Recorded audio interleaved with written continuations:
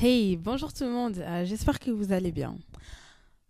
Pour la énième fois, je filme avec mon micro. En fait, à la base, je l'avais acheté pour créer un podcast, mais j'ai pas encore eu le temps. J'ai un dictaphone chez mes parents, mais comme je suis trop mal organisée, ben voilà, tant pis. Pour l'instant, on va faire comme ça pour que le son soit correct. Alors, je crois que j'ai l'air un peu blasée dans cette vidéo, mais il faut savoir que ça fait genre la cinquième fois que je filme cette vidéo. Parce qu'il y avait toujours quelque chose qui n'allait pas. Donc j'espère que cette fois-ci, ce sera la bonne. En gros, aujourd'hui, je voulais vous parler de santé mentale. En fait, ça va être mon épisode 2 sur la santé mentale. Donc, mon épisode 1, c'était sur les types de personnalité. C'était un test que j'avais fait qui avait eu un grand impact sur ma manière de penser aujourd'hui et qui m'avait aidé vraiment à mieux me comprendre. Et aujourd'hui, en fait, je vais parler un peu d'un des troubles dont je souffre, qui m'affecte un petit peu. Et en fait, c'est un trouble du sommeil. Et le sommeil, c'est quelque chose de très important, mais qui est fortement impacté lorsqu'on a des problèmes liés aux angoisses, etc. Donc voilà, j'espère que cette vidéo va vous plaire et n'hésitez pas à vous me donner du feedback.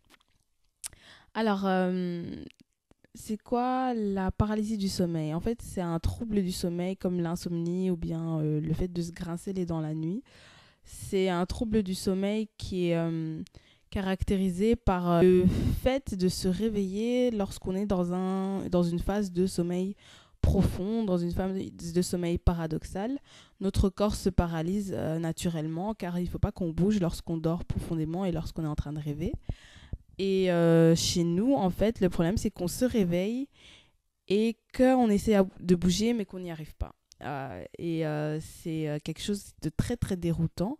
Je crois qu'il faut l'avoir vécu pour comprendre l'impact que ça peut avoir. Et en plus de ça, en fait, en plus du fait de se réveiller et de ne pas réussir à bouger, le trouble peut aussi s'accompagner d'hallucinations visuelles, auditives, olfactives.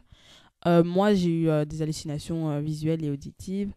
En même temps, c'est assez bizarre parce on vient de se réveiller. Du coup, on ne sait pas très bien si on est dans un rêve ou non.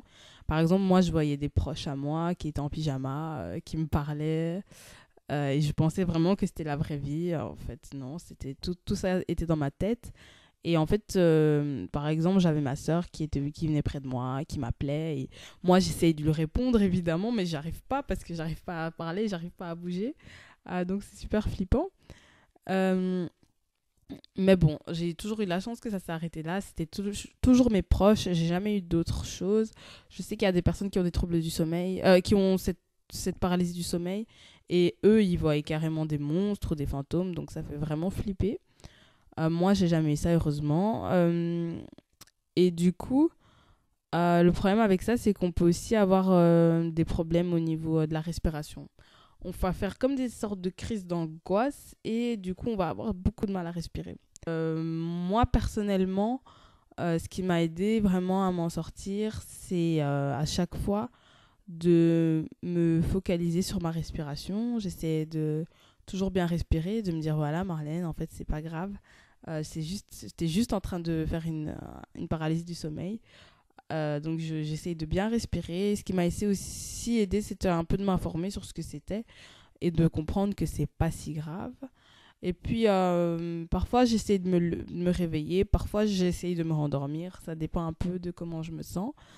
Et puis aussi essayer de... Allez, si on se réveille pendant la nuit, ça peut vraiment conduire à une insomnie. Du coup, je vous conseille d'aller prendre une camomille ou quelque chose pour vous calmer un peu et pour essayer de mieux dormir. Donc voilà, moi j'ai jamais consulté pour ça. Pour l'instant, la médecine ne sait pas trop quoi faire. Et puis j'ai pas envie qu'on me donne des somnifères ou je sais pas quoi. Je pense pas que ce soit nécessaire de toute façon. Mais voilà, c'est ça. Moi, pour le moment, j'ai ça un peu moins régulièrement. Ça dépend un peu des périodes.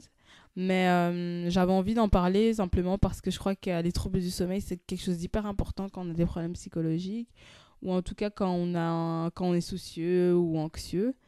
Et c'est important de réussir à les gérer. Moi, je cherche encore. Si je trouve un moyen, je vous le laisserai savoir. Pour l'instant, la camomille, ça marche. Et voilà, je continue un peu à chercher. Je vous remercie d'avoir regardé cette vidéo et je vous dis à une toute prochaine. Ciao, ciao.